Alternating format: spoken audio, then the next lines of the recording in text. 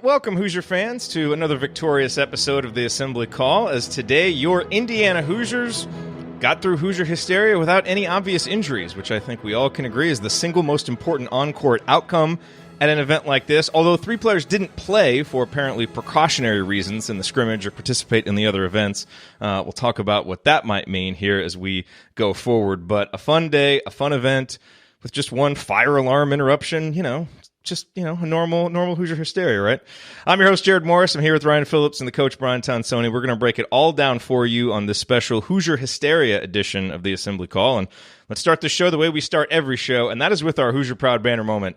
And this one was easy. Trayce Jackson-Davis, the guy has not played a game yet for Indiana, and he is already a hero to Indiana fans because not only did he walk out to the Rocky theme song, which I thought was just a very inspired choice, but for the dunk contest. So obviously today, Indiana honors Calbert Cheaney, the Big Ten's all-time leading scorer, the GOAT. He's going into the College Basketball Hall of Fame. And so Trayce Jackson-Davis wins the dunk contest. And after he wins it, he requests a third dunk, which, I like the cojones there to request a third dunk. Before the dunk, he puts on a number 40 jersey with Calbert Cheaney sitting right there as one of the judges, puts on the number 40 jersey, and then goes up and does a classic Calbert Cheaney reverse dunk, which he used to do on breakaways, paying homage to the greats. I absolutely loved that moment. It was great to see. Some of us old timers were, kind of wondering, are these young guys going to know who Calbert Cheaney is here? And Trayce obviously went out of his way to pay homage to Calbert, and it was just absolutely fantastic for me, and I know for many others, the best moment of Hoosier Hysteria. So big hat tip to you, Trayce Jackson-Davis. If you want to know future Hoosiers, if you want to know how to make an entrance and get Indiana fans on your side from the first moment, do that. It was just absolutely very well played by Trayce Jackson-Davis. All right, today's banner moment brought to you by our friends at Home Field Apparel. 4 years ago, when we started our partnership with founder Connor Hitchcock, they were Hoosier proud, and they served the state of Indiana with unique and comfortable T-shirts and sweatshirts. Now they are a budding T-shirt conglomerate after making the keen strategic decision to focus on vintage logos and underserved colleges and universities. And of course, you would expect nothing less than a brilliant decision like that from a Kelly School grad. So Home Field now has items for 67 different schools, 12 of which are Indiana schools. Yet despite their massive expansion, the school with the most apparel, that sells the most gear, and that will always be nearest and dearest to Connor's heart is, of course, your Indiana Hoosiers, which is why you should go to homefieldapparel.com today and check out their IU collection. You can get the vintage Bison logo hoodie or t-shirt, a longtime favorite here on the show. I think Coach might actually be wearing it right now as we talk. You can check out all of their shirts of the week that they've released during this year's IU football season, including this week's splendid Homecoming 69 design, or you can peruse all of the other classic IU basketball designs that they have. The bottom line is that you need to visit the site, pick up some items for yourself and as gifts for the IU fans in your life, and you need to use the promo code ASSEMBLY20, ASSEMBLY20 at checkout when you do it. That will get you 20% off your next order. That's promo code ASSEMBLY20, a little bit different than last year, ASSEMBLY20 at homefieldapparel.com for 20% off your next order. All right, well, it is time to move the ball, find the open man, and get some opening thoughts from the rest of our team on today's Hoosier Hysteria festivities. And Ryan, we will go to you first.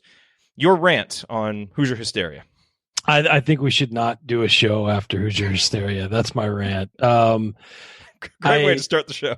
I mean, we've done this every year, and every year I find myself scrambling for things to talk about because there's absolutely nothing to talk about. I mean, there's cool little moments. I think a 5-minute review is really all we need to do. Can we just do 15 minutes on Jerome Hunter's turnaround jumper? Yeah, there you go. That's right up the Jerod Morris alley right there. Any turnaround jumpers at all? No, I mean, it's just, the scrimmage, there's nothing really to break down. Jerome Hunter looked healthy. Okay. But it's such a low energy scrimmage and these guys know it because it's just a have fun night. It's not a serious practice. So, I remember one time, when I was working at the Indiana Daily Student as the basketball columnist, our reporter this was like his first IU event, covering the basketball team. And he was really charged up to watch. And the rest of us are kind of just sitting there like, all right, this is just guys running around. And afterwards, we sat down with Mike Davis for an interview. And it was like just us and Mike Davis because nobody else cared to interview Mike Davis after that lighthearted scrimmage. And he leans, he's like, hey, Coach Davis, what can we pick up from tonight? Like, what can we have learned from tonight? And Mike Davis looked at him like, I feel really bad for you. That kind of look on his face. And he just said, nothing. He's like, it was just guys clowning around. Like, practice starts tomorrow. Like, relax. And that's exactly what it is. It's just guys clowning around and having fun. There's really nothing. It's, a glorified pickup game at the end. And the other thing is that when you're scrimmaging against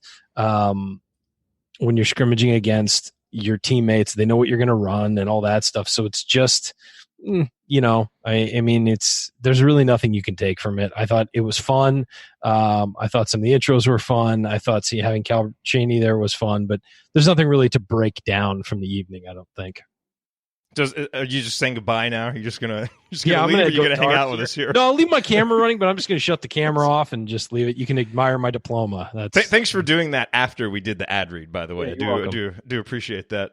Okay, you know who's coming next. He remembers the days when a movie cost $1. Heaven help you if you ever decide to pop your collar. Play hard, but remember, fake hustle is a crime. He's the coach and it's Tonsoni time. I don't like Hoosier hysteria. Coach? I think after watching Hoosier Hysteria, I've come down with a case of general soreness and might need to be held out for precautionary reasons from next week's show. Don't want to injure myself before the season starts. On a serious note, how about the look on Coach Roberts' face when he walked out? I mean, this was a fun night, and he still was locked in. So I might be trying to get into the Coach Roberts fan club presidency because, I think what we heard about him being a tough-nosed guy was kind of serious. So I noticed that. I did like the Rocky theme.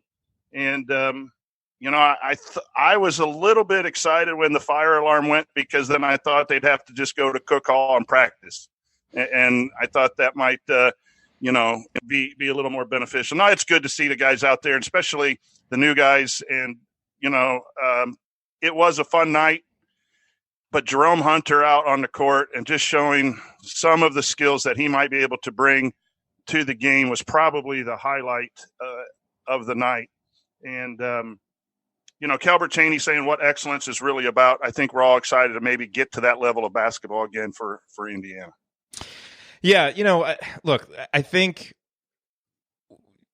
Ryan, you make some good points about how you don't want to, take too much from this. I think, for most of us, hard. And that's why, obviously, and look, during the scrimmage, your two, starting guards, Devontae Green, Rob Finney, aren't there. So, I mean, you're not going to be able to take much from that. But, I do think probably the biggest, basketball, storyline coming out of this is just seeing Jerome Hunter play basketball. Like, I take it as a really good sign that 3 players were held out for precautionary reasons after the first week of practice, and Jerome wasn't one of them. I mean, that I was kind of wondering if they were just going to hold him out from this, but that, that really shows that everything that we've heard about him being cleared and ready to play like this. And he did everything too. He did 3-point contest. He was so that's a good sign. It feels like we can more confidently start projecting him as a member of the rotation. And you saw some of the things, Coach, as you mentioned. I mean, that nice little turnaround jumper. He kind of backed Justin Smith down, did a little step back turnaround jumper. We didn't have anybody who. I mean, Romeo obviously could do something like that last year, but imagine putting that skill on last year's team. That's a big thing that Indiana was missing. And I thought he had another, really nice play where he drove in through a nice little, dump off pass to Joey Brunk for an assist. So that is, I think, the one little teeny tiny thing, if you want to take anything from the scrimmage, is that Jerome Hunter was just out there running around, looked good, looked skilled, kind of looked like the guy that we've been talking about. And I think that natural too. Looked natural, yes. I saw, someone in the chat said he looked a little less rusty than you would think. And again, who knows? Because it was only 8 minutes and playing against major, college competition, he's going to have to get out there and, play for more than 7 minutes and do all of those things. But, Coach, I was at least encouraged to see that, and I think all IU fans can be encouraged to see that. Well, Ryan was right. You can't really tell a lot about offense, defense, rotations, this and that, but you can tell skill. And he came out and displayed he was not afraid to shoot early. He didn't hit in the scrimmage, but I thought his shot in the 3-point shooting competition looked okay. Not great, but okay.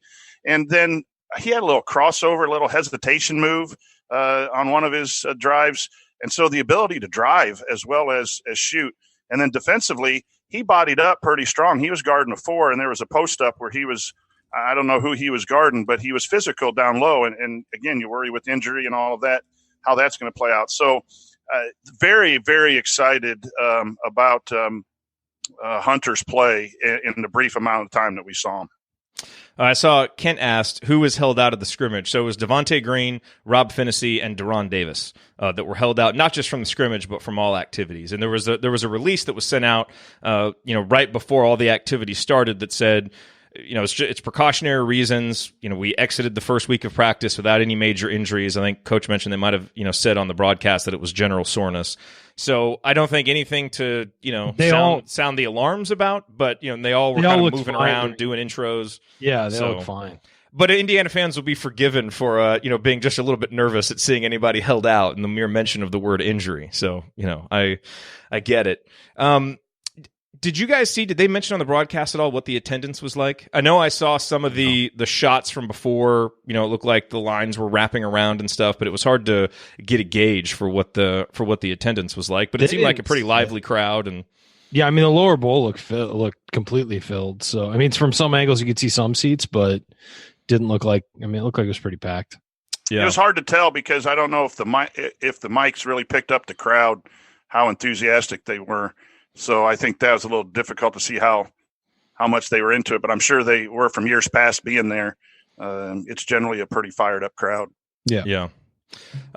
Okay. You know what I learned today? I learned that Calbert Cheaney is coaching in the G League. I didn't know that. You didn't know that?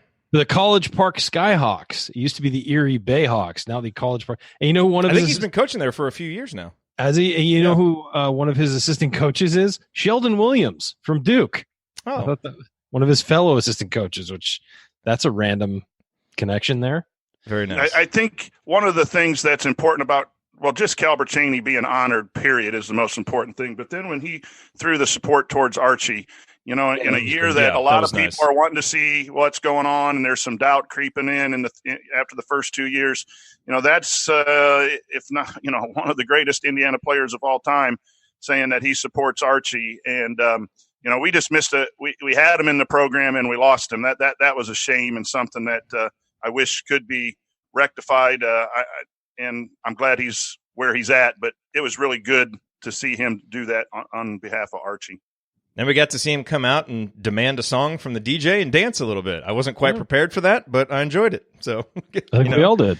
Hey, if Calbert Cheaney walks into Simon Scott Assembly Hall and wants a song, you play Calbert Cheaney a song. And they did, and it was great. All right, coming up as we continue our breakdown of Hoosier Hysteria, I will point out tonight's meaningful moment you might have missed, and then we will try to extrapolate some more interesting observations from an event that you should never take too seriously. You're listening to the Assembly Call. Stick with us. We'll be right back.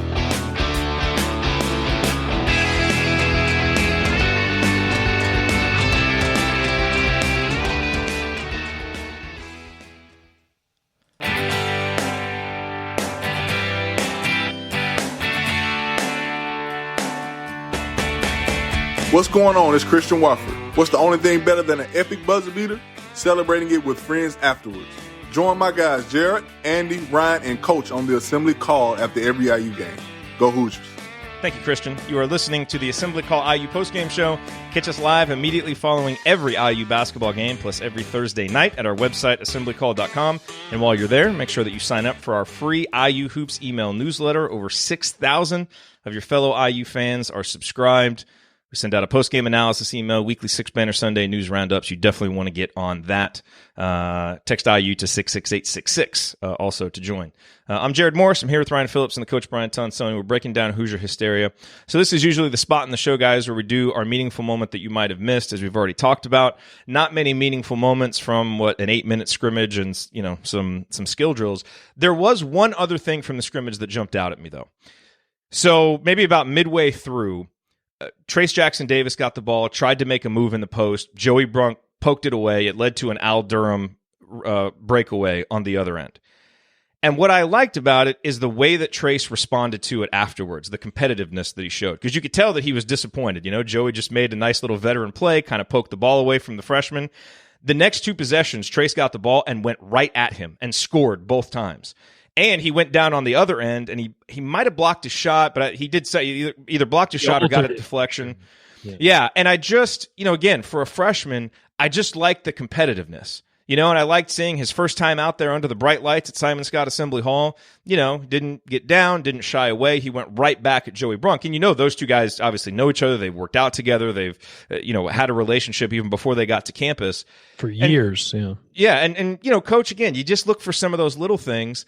I liked seeing that competitiveness from him because it was pretty clear that he was disappointed that Joey, poked the ball away, and he went right down and scored on him. One of them, I think, was an and one, but they didn't give him the free throw. So, to me, I'm not sure.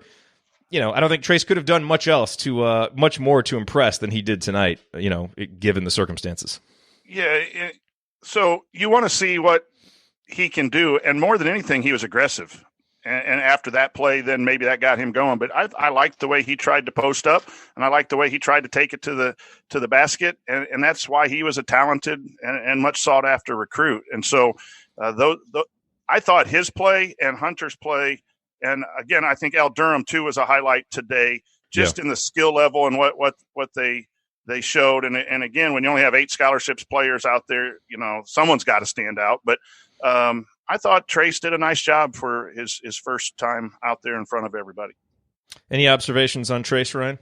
Yeah, I mean, you just look at he was moving real well for his. We know that about him, that he moves real well for his size and gets up and down the floor and things like that. So I mean, it was just confirming what we've already seen and what shows up on tape and all that stuff is that he's just a guy who could do a lot of things. He's real dexterous too. He can just kind of slide into certain spots, and I think that one of he tried to turn around kind of jumper. I'm not sure if it went in or not, but what impressed me was just he was in the middle of the lane and kind of went really far to one side to try and bank it in, and just kind of I just think he looks like the guy we thought he was. He's a little bigger, a little stronger than he was in high school already, and I mean, again, not a whole lot you can take from it, but I think you're right that in a pickup game type atmosphere, the desire to kind of get it back after you get the ball taken from you and maybe, erase the memory in your mind of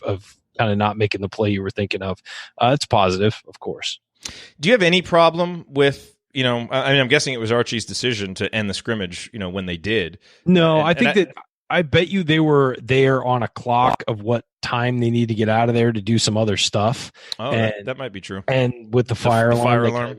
That's why I think that the dunk contest was only 2 rounds instead of 3 rounds. I think a lot of people were thinking it was going to be 3 rounds, apparently, because other people were looking around and they each planned a third dunk. That was why. Okay, that's a good point. Maybe I haven't seen that come up on Twitter, but that's a good point. Maybe now I don't know if there had to be something else in Assembly Hall or if they were off to go do some actual workout or something. But yeah, it looked like they were trying to cut the time down. Yeah. That was my assumption from it. Okay, you may be right. That would make some sense. And especially when you think about how long that fire alarm was, it was about 5 to 7 minutes or so, and they cut the scrimmage by about 7 minutes. So. Yeah. And a lot of times in the past, I know that they've had workouts in the morning, a shorter workout, and they try to combine the time, whatever, of these two. So that would play into what Ryan's saying. And then also if there are some people that are just a little sore or general soreness or whatever, you're going to cut down on all the activities just so you don't get something, as I'm always concerned with Hoosier Hysteria. You brought them in to introduce and show the fans what's going on. And so let's get to it and get out. Ryan, one thing that I do want to talk with you about, and this was mentioned on Twitter a couple times, Damezi Anderson was in the 3-point contest, and he continues to have by far the most casual shot form I think I've ever seen. Now, it's really casual. He also, he gets more rotation on the ball than anybody I think I've ever seen. I mean, he really gets good spin on the ball, but the trajectory of his shot is all over the place. And he gets hot, and he'll hit 3 or 4 in a row, but then he'll also airball them. Do you see anything different?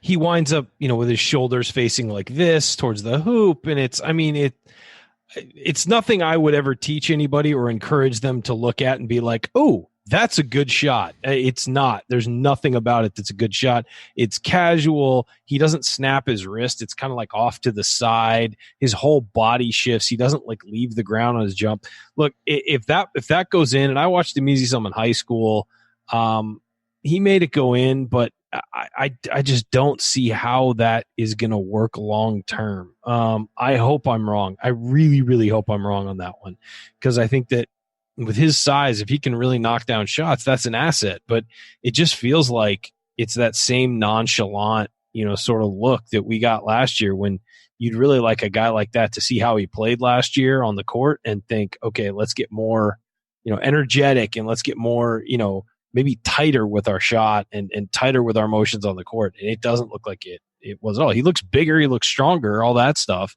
But it just, as far as like the actual on-court work, it doesn't look like much has changed there. But again, not a lot you can take away in a situation like this. It just, that was my read on the situation. And I hope that whatever it is, they can figure out how to make that more consistent, especially, a guy like Matt Roth was in the building tonight, and that guy's got had a perfect jumper. It's like he needs to harness Damezi, just like, son, follow me, please. Coach, thoughts on Damezi? Damezi might be a guy that needs to shoot when wide open. I think sometimes, how's he going to get that shot off? But I'm really excited to see what he can bring. I think it's going to be off the bench a little bit, and I mean, I don't know if it goes in. That's a good thing for Indiana if he can hit threes and it goes in. But yeah, it is a weird looking shot. On the other hand, I thought Durham's shot looked really nice. Yep. From the 3-point. We didn't get to see the other two guards. It did, yeah. But Al's just looked really soft, and it looked like it had enough arch on it where it was just hitting the rim soft, and his misses were soft too. So, that's obviously an area that Indiana has to get better, and those Damezi is going to be a big part of that if he can come off the bench and knock some down. What did you guys think of Archie Miller's comments? And there's one, in particular that stuck out to me. He said, our new guys have fit in seamlessly. Our older guys have done a really, really good job of communicating, working together. This team can be special this year. It can be really, really special. Sometimes I feel like, you see coaches in situations like this, and they might try and downplay things a little bit. And, hey, it's going to take us some time to get going. And, Terry Morin even did that. Basically said, hey, stick with us when we're winning. Stick with us when we're losing. And Archie says this team can be really, really special. Do you think at all, Coach, that might be, a coach who understands the disappointment of last year and maybe some of the, the not so high prognostications for this year, and wants to kind of pump things up a little bit and give his team confidence, give the fans confidence? It always kind of feels like coaches zig, based on how the expectations are zagging. They kind of go the other way. Is that how you read that? Here's what I read into that. I read into that he likes coaching this team. And one of the things that we talk about in the coaching world is, you select your team. Would you be happy with this team if it lost? If that means your guys buy in, they're your type of competitors, they're the guys that you want. I think that he's just comfortable with this group, and then that leads to being special. That's not promising a 1 seed or a 2 seed, but it's something that, yes, along the lines of not everyone's looking at this team as being a good Indiana team, but he knows deep down inside this is what he wants to build, and this is maybe that first foundational step in year 3. And I just think that's more of he's comfortable and he believes in what they're doing and that they're going to surprise some people, the number of games of which no one can tell how many above expectations. But I wouldn't be surprised if Indiana exceeds the expectations that we're seeing and is an enjoyable team to watch even in those struggles. And so from the Evansville conversation that we saw and the Chicago media days, it just seems like Archie is enjoying the guys he has, and I don't think that he did that, had that the first 2 years. Ryan? I don't think Archie Miller is somebody who says things he doesn't believe. So I think that he truly does think this team can be special. Whether or not that's going to play out, I don't know. But I don't think he's a guy who would say this team could be special if he didn't truly believe it. I've never thought that Archie Miller was trying to sell us a product that he didn't believe in. So, I mean, I've never gotten that. A lot of college coaches are used car salesmen. They are. And they're constantly selling to recruits, to fans, to their bosses, to whoever, to their fellow coaches, everything. That is how you're a champion. I didn't mention him at all. I didn't. I hit that on accident. More general soreness just occurred. Yeah, but no, that's not an uncommon trait though among college coaches. Is they're constantly selling everything, and I've never felt like Archie was a guy who's selling you something. I haven't felt that, and maybe I'm naive in that way, but I feel like he's a guy who just kind of speaks plainly. Yeah, I agree with you. Anything else from the scrimmage? I know, Kent asked, how did Armon look in the scrimmage? I don't really recall. That kid can get up is what he looks like. He can. Yeah, he looked good in the dunk contest. That's for sure. Really did. Look confident out there, which is nice to see. I watched him in high school. He's athletic, but not like that. Yeah, that's impressive. Well, that's why he won the what was it, the workout award for the first few weeks of the off season, or the end of the off season. So that maybe he's made some gains there. That Race Thompson was moving around okay, took a three, didn't make it. Cooper Bybee, he knocked down a 3-pointer, I believe, which was nice to see. What was interesting to me is seeing where Justin Smith was playing. They had Race and TJD at the 4 and 5, and he was playing a little more 3, which has been a big question in the offseason about where he's going to play. It's a turnaround jumper. Is that just because of the scrimmage and the lack of guards? Maybe. But they very easily could have put him as a 4 on the white squad and balance it out if he was going to be a 4. And then on the other side, Hunter kind of played 3 or 4, and you kind of got maybe a sneak peek. I'm going to go back and watch the film maybe for a film breakdown. I know Ryan's going to laugh at that, but just look at where did they play the post players and see if we can't get something out of that 8 minutes. I got the sense. I don't know that we can, but I got the sense from where they were playing Joey Brunk that they're planning on doing some high-low stuff, some free throw line and block stuff. Because Brunk was drifting a little bit around the free throw line, and I think that maybe they're not trying to show that much, but I think that's going to be something they're going to use. And I don't know if everyone wants to hear it because it's kind of like Virginia's old blocker mover stuff, but in the blocker mover scheme, there is high-low blocker mover where you have a guy on the block screening and a guy at that high post. And you want to go a little high-low, and then you have blocker mover with guys on both sides, and the ability to screen in, flare screen, step out. So, again, you can't tell an awful lot from this, but it was interesting to see that both teams had 2 posts out on both sides. So. Right, and the way I would say that Archie would be different than I don't think he would ever go full into the blocker mover type thing. And the reason why is because he seems to be a guy who wants everyone to touch the ball. And in blocker mover, you're not supposed to touch the ball if you're a screener. Right. You don't ever touch the ball if you're a screener, unless you're under the hoop by yourself. You get the ball and you can lay it in. But other than that, so I think that he might do a modified version of that, exactly what you're talking about, where there were guys who were designated screeners on either side or high-low. But I just could never see him going full off into it. Where you're right on that is like if Hunter's the 4, he can set a screen, step out, and now he can drive and he can shoot the 3. So that would be the way to modify. You'd be wasting his talent. Post players. He would kind of play like the DeAndre Hunter role almost that Hunter played at Virginia. Yeah, so it's going to be interesting, and I'm not. But they're going to play 2 posts, it looks like, and then Justin might be a 3. And if do you put? Who's the other 3 with him? Is it Hunter that plays the 3 some too? So it looks like Indiana's really going to be big. Again, not looking too much into an 8-minute scrimmage. I mean, it certainly seems like Jerome Hunter is going to play as many minutes as his body allows him to, and as his just reacclimation to playing high-level basketball allows him to, because he just does stuff that no one else can do. With his height, with his shooting ability, with his ability to go inside and out, he's a good passer. He can defend. I mean, that to me, like, if he's healthy, if he's ready to go, like, you build lineups around him. You don't kind of plug him in at the end because just of what he can do. So that's why this was encouraging to see him out there. And I continue to want to temper expectations, because it's going to be an ongoing thing. It seems like with the leg condition and. But hopefully he's ready to go and, gets in game shape and can handle some minutes, especially by the time Big Ten play goes. So I just, it's really easy to get excited when you see that turnaround jumper and see some of the moves that he made today, but I would still turn around jumpers, man. You love it. Was great. There wasn't much. That was a great play. It was a great play. Not as good as Jeremiah April's against Mississippi Valley State. No, nothing will ever be that. That great. was the greatest turnaround jumper in IU basketball history.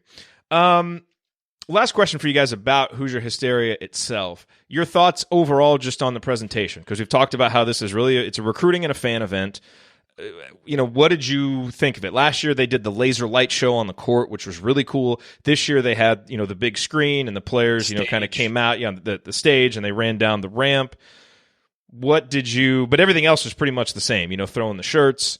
I'm old and worry, so I'm constantly scared that someone's going to throw out their shoulder since they're not used to doing that throwing motion with the shirts. Yeah, they're Coach, also going to Coach, you were thinking it too. Roll an ankle running down there. I know. I hold my breath. I want to just get out of this thing, with everybody healthy. But what did you think about just the present? I mean, the fire alarm was ridiculous. That's kind of embarrassing. But outside of that, what did you think of how they set it up? I mean, is this a step in the right direction for how we need to be doing Hoosier Hysteria? Coach? Yeah, I think I like the addition of the skills challenge. I would like to see more things like that where you just show off a lot of different things, and replace the dunk contest with some creative things. So that was a step in the right direction. I thought the stage idea was nice. This is for the recruits. This is for the fans. And I think that it meets that purpose. And so, it's surprising to me. It used to be a lot longer. And Archie's come in and seemed to really cut it back. And here we're going to go through some intros and a short scrimmage and get everyone out of there. 90 minutes, baby, in and out. Yeah. And so, you got to look at the purpose. And an old guy like me would rather be in Cook Hall practicing on a Saturday afternoon. But you got to doing shell drill. Bounce passes. Drill, absolutely. Man, nothing. You're not even joking. No shooting until after 4 passes. Nothing's better than the good old shell drill. Son, you got to dunk 100 tennis balls before I'll let you dunk a basketball. Like these practices are not designed for your enjoyment. Yeah, that's right. Exactly. But I do think it's moved in a better direction. And the other thing, though, and this is all honesty, I know we follow the men's program, but I'd like to see a little bit, if they're only going to go 8-minute scrimmage, add an 8-minute scrimmage for the ladies too. They've really done a good job of building that program. I agree. And for someone who doesn't see it an awful lot, that would be, I think, nice to get some fans and let them see and maybe be able to come to a women's game as well. So that would be my suggestion, to add that if it's not going to be a fifth practice schedule, or let the ladies play a little bit. I agree with that. I think that's, and you know what? I'd be fine if they kept the men's scrimmage as just in 8 minutes. This was enough. This was here's fully what enough to see. Add more like skills competition, fun like that, clowning around. Maybe do 3-on-3 on each half of the court or something like that, and make it so people can watch whatever they want. People can hang out.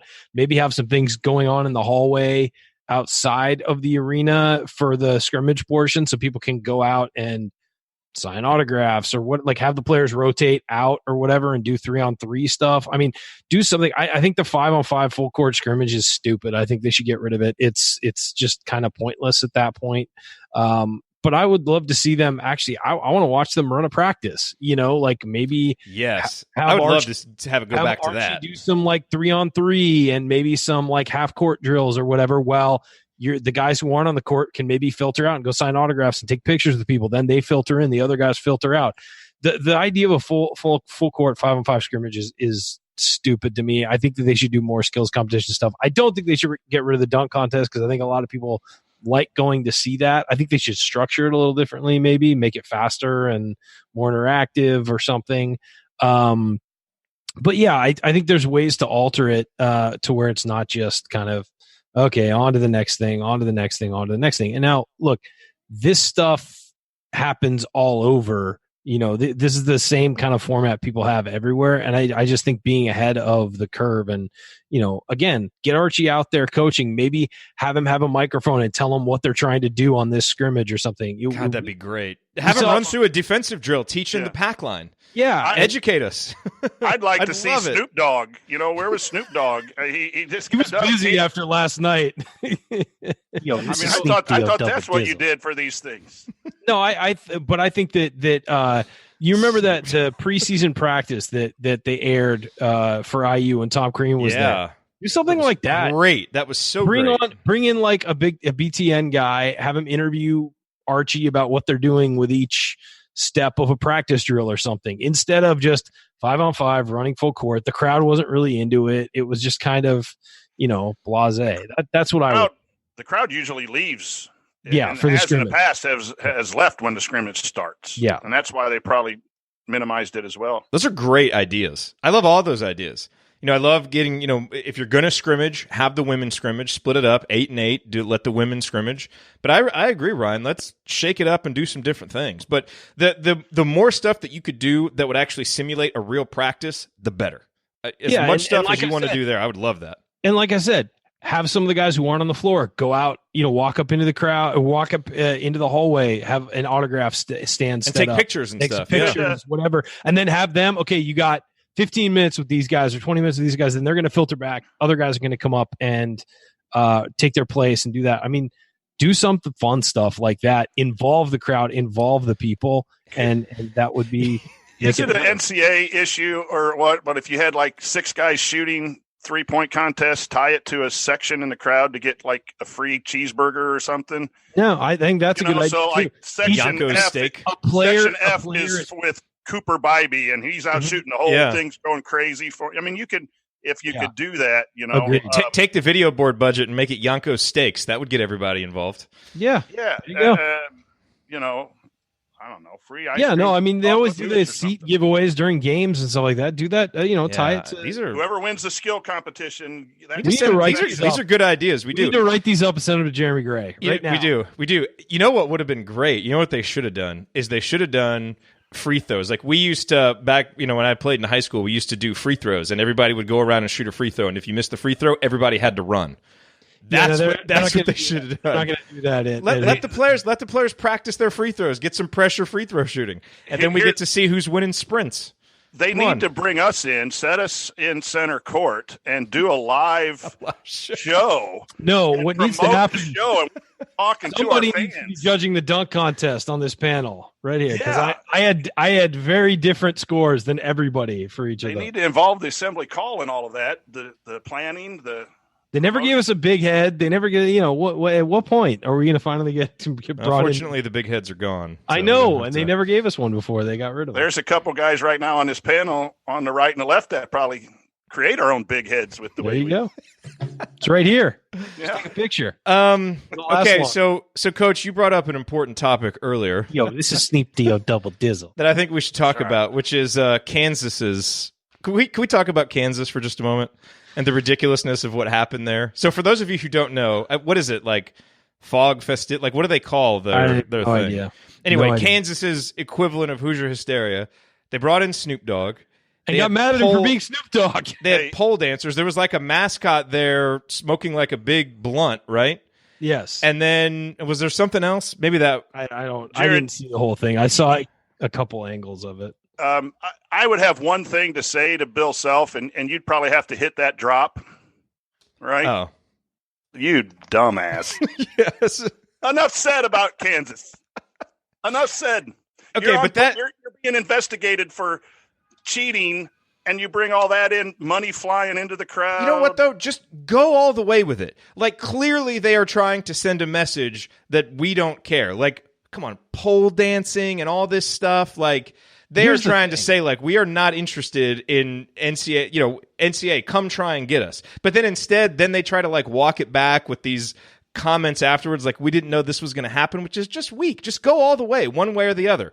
Either you're going to, sit there humbly and kind of accept what the NCAA is going to do, or you're just going to say, come at me, bro.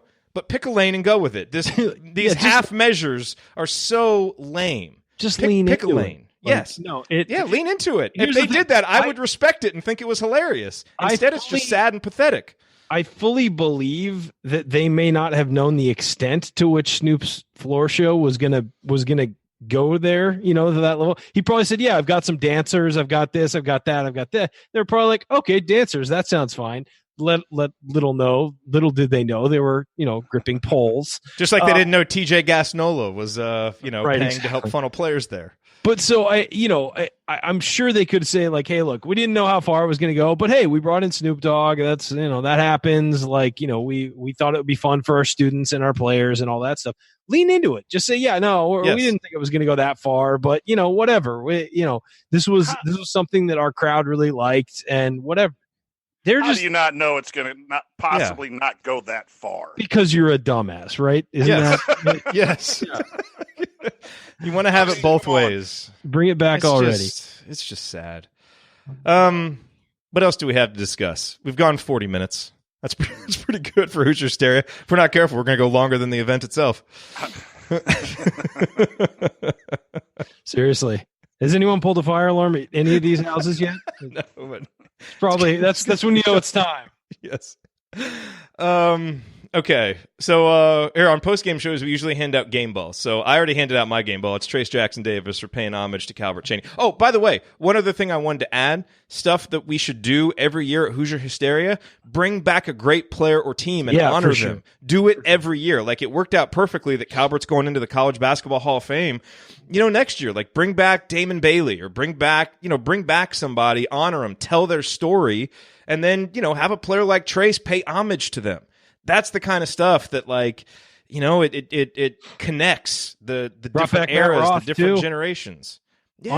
Honor that. Call those guys out. Hey, it's great to have Matt Roth here. Great to have Todd Lindemann here. I'd love to see that stuff.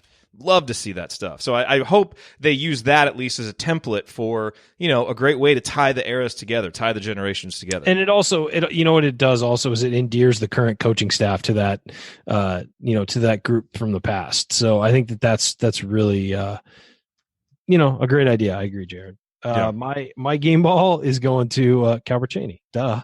It's a good Who else could it go to? It's Calbert Cheaney for showing up and dancing. I can't believe I beat Jerod to that one. Crazy. Well, I did it to Trayce Jackson-Davis for honoring Calbert Cheaney. Yeah. No, Mr. Calbert Cheaney totally forgot that he could have given it to Calbert Cheaney. It's anybody. I did not forget. I'm going with the young guy for paying homage to the legend. Right. I got Calbert though. It's good to see him back in the hall, and really for him telling them, "Hey, everybody else got intro music. I want intro music." Yeah, I know. By the way, he looks like he could step out there on the court right now and play. Yeah, he's in good shape. Drop 25, get in Dwayne Morton's face. He's clowning Sheldon Williams every day in practice. So, Coach, you want to hand out a game ball? I'm going to give it to Jerome Hunter. I thought that seeing him out there and just looking like he's ready to get back and contribute, and I thought he did some nice things. So, congratulations, Jerome. Stay healthy. Stay healthy, Jerome. Okay, so let's see. Coming up here, we've got Assembly Call Radio on Thursday. Probably for some of the rest of these episodes leading up to the season, we'll kind of dive deep, do some player previews like we did with Al Durham and Devontae Green last week. And then, we're going to have an exhibition game here coming up Tuesday, October 29th against Gannon. That will be our first actual post-game show. If you're thinking about what you need to do from a BTN Plus standpoint, there are going to be, so there was Hoosier Hysteria, then I think the first 3 games of the season are all BTN Plus games. Yep. And then there are 2 more that could be. It has them listed as BTN or BTN Plus for later in the season. So you're probably gonna need it for 2 months. It'll probably be about $20. So don't cancel it right away because you're probably gonna need it. But we'll of course be here for post game shows after all of them. I was horrified when I logged into Assembly Call and realized I've been paying for BTN Plus monthly for the last year. That's no horrible realization. Did you really? I'm giving Jim Delaney money. I don't want to do that. So, okay, just a quick tip. When you sign up, there is a little button that you can check to make it a non-recurring payment. Yep. Now, the problem there, of course, is that it's going to stop after the 1 month, and so you might have to set it up again, if there are some of those games in late November, but it does prevent the issue of... Was that on your personal credit card or was that on the Assembly Call credit card? No, I've never used the Assembly Call credit card. I've never had the pleasure. I've offered it. I know you have. But I think now that I know your credit card habits, I don't know if we're going to do that anymore. It's real bad. That's what we'll put for the donation drive. Please support Ryan's annual 12-month purchase of BTN. He's probably done this with a lot of other things too.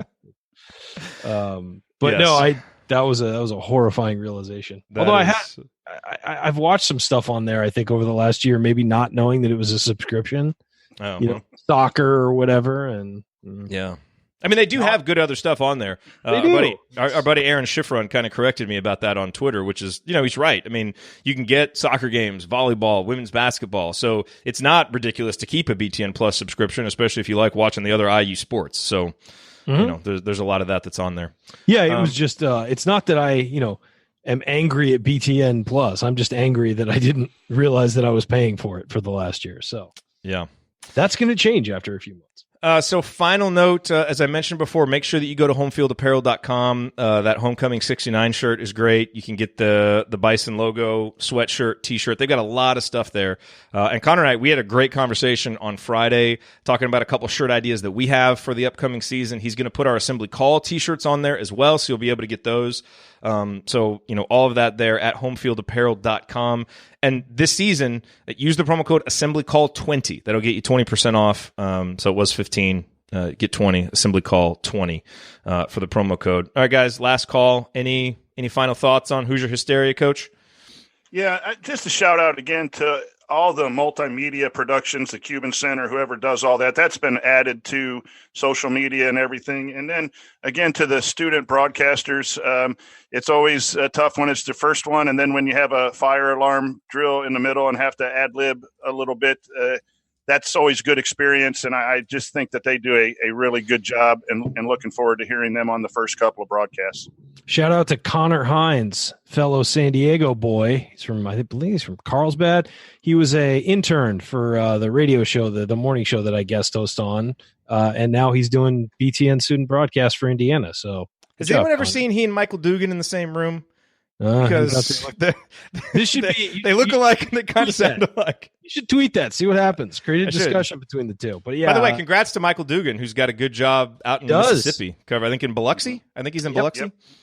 Congrats to him. That's Fantastic. Our boy. That's right. You feel like a proud papa. You hired him as an intern. It's he did great work, man. He did great work. Did a lot of the post production for the show. So you didn't always see him on camera, but he did a lot. And he was great on camera when he did it. He was. You always knew Michael was going to bring the hot opinions. He's not like Kansas basketball where he plays the middle of the road. The man he picks a side and he takes it, and I respect that about him.